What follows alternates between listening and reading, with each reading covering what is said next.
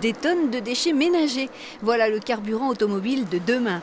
Nous sommes à Chagny, au tout nouveau centre de revalorisation des déchets, et c'est ici que le contenu de nos poubelles se transforme en biométhane.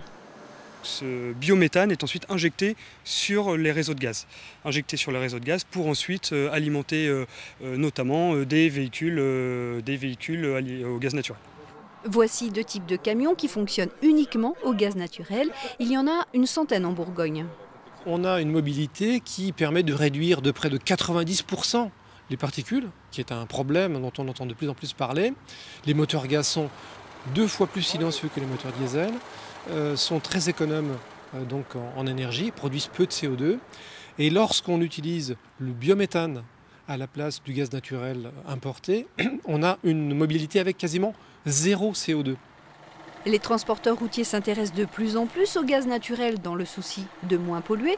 Mais pour l'instant, rien n'est fait pour les inciter à renouveler leur parc de véhicules.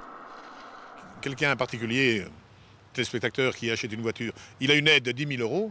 Nous, les transporteurs, on a une bulle, 0. Il y a quand même un paradoxe.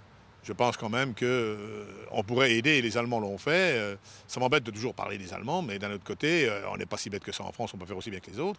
Donc ça serait quand même logique qu'il y ait une aide, un coup de pouce à cette nouveau carburant. Gaz naturel, biométhane, les solutions existent pour réduire la pollution de notre environnement naturel. Reste à nos responsables gouvernementaux à prendre les bonnes décisions. En France, la quantité d'énergie dont on a besoin, c'est pour le garder.